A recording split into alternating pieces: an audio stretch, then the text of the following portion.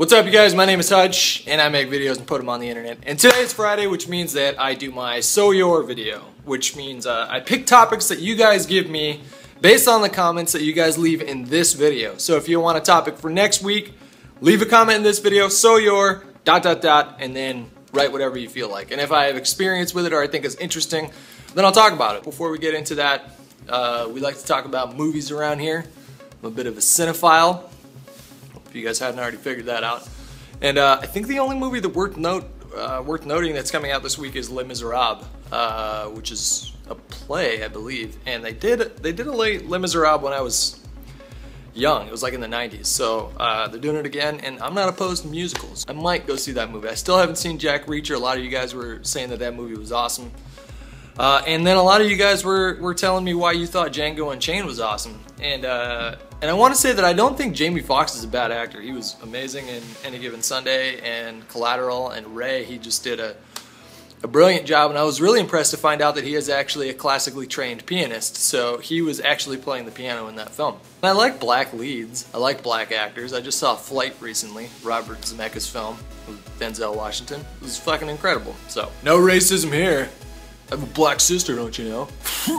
Okay, so we should jump right into the questions. The first question is, so you're no longer on speaking terms with your family. Family stuff is complicated, and I have a lot to say on that particular topic. I mentioned that I wanted to tell you guys a little bit about my dad and how we got on my entire life, but I'll give you this small little anecdote. Last Christmas was very different from this Christmas. Around this time last year, my father and I were exchanging some of the meanest, angriest emails.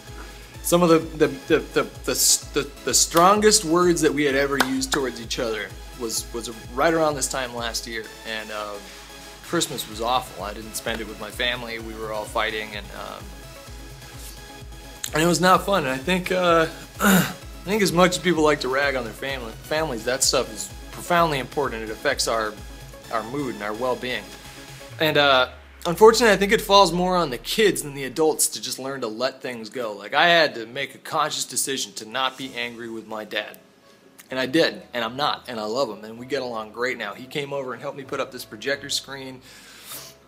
Every time I go over there now, he's always upset when I leave. He always wants me to stay later, and it's great. And it wouldn't have worked had I not made the conscious, and him too. And I'm not taking away from his effort that he put into this, but we both made a decision to let the past be the past and just to keep moving forward.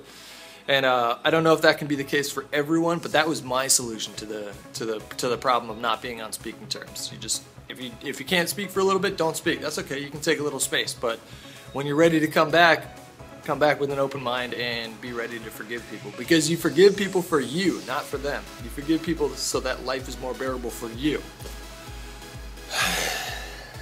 And I'm done with that rant. Alright, our next question is, so you're confused with who you are, sexually or not? Okay, well, if you're talking about it in a very general sense and not sexually, then everybody's confused with who we are. That's what it is to be human. We don't know why we're here. We don't know what brought us here. We don't know where we're going afterwards. Religions will tell you that they know, but they don't. And no one knows. There's literally no one on this planet that knows what happens when we die or why we're here. Getting lost in the mystery of it is one of the things that makes life worth living. If you're talking about sexually, if you're confused or not, well, I'd say that if you're thinking about it, then that says right there that you're pretty open-minded, and open-minded people need other open-minded people. So if you're really interested in trying to wave your freak flag and figure out what you like and what you don't like, then there are plenty of people that will indulge you and will go with you on that journey. So if you're confused specifically sexually, then I would do my best to surround yourself with people that are not judgmental, that are really open-minded, that are going to encourage you to do the things that you want to do in a loving way, while at the same time having fun with it. Trust. I don't know. I think that would be the final word that I would throw on that, is just find someone that you trust. And pretty much, I mean, like, I can't get into like feces and pee and necrophilia and stuff like that, but almost everything else is on the table for me. I'd like to say that I'm open to doing just about anything, but then again, that has some implications that I don't know if I'm prepared to confront just yet.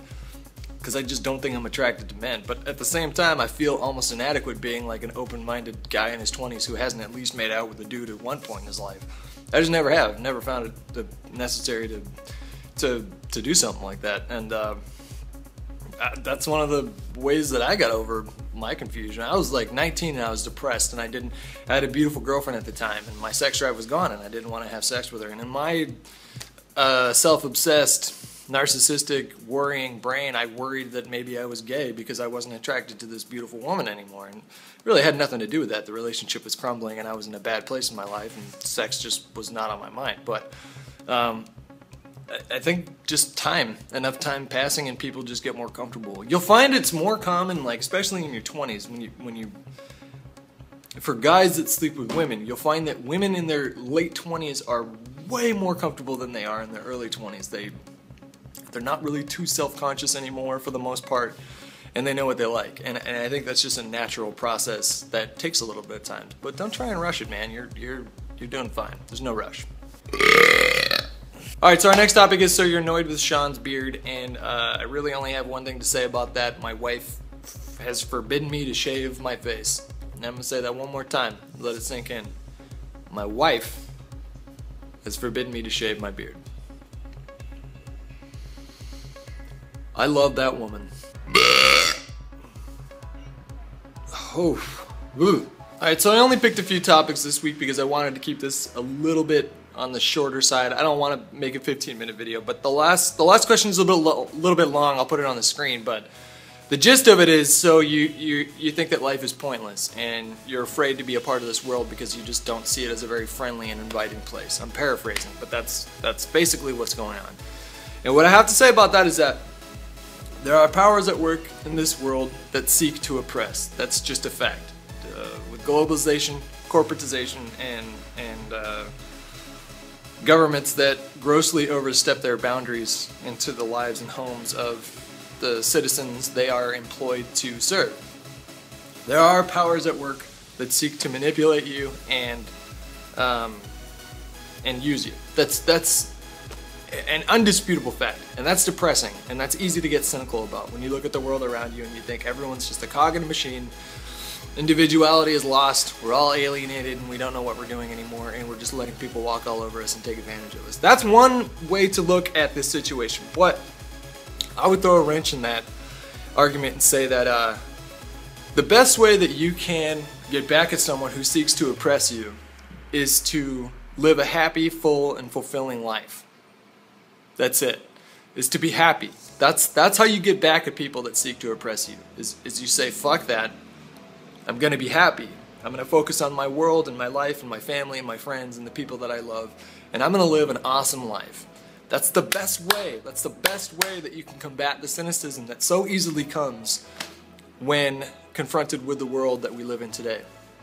Because we are bombarded with information, and we're lied to, and we never know where the facts that we're given, we don't know if they're true or not. It's a scary world that we're living in. But I'm telling you, the best way that you could ever get back at people that seek to do something like that is to throw your middle finger up and say, fuck you, I'm going to have an awesome life and have love in my life. And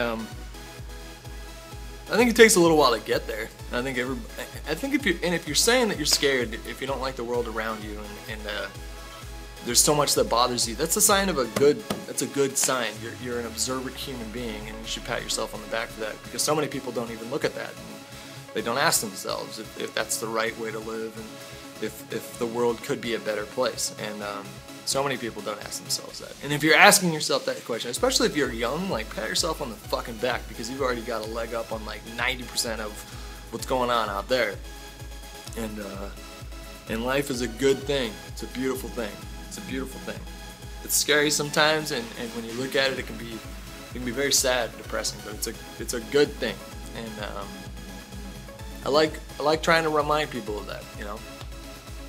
Anyways, that's my video for this Friday. Hope you guys enjoyed it. If you guys saw Les Miserables, let me know how it is, and if you guys liked it, then I'm down to see it, and I'll let you know what I think. But that's all I got for you guys. Other than that, I wish you to have a safe and wonderful and happy weekend, and I'm gonna go. Goodbye.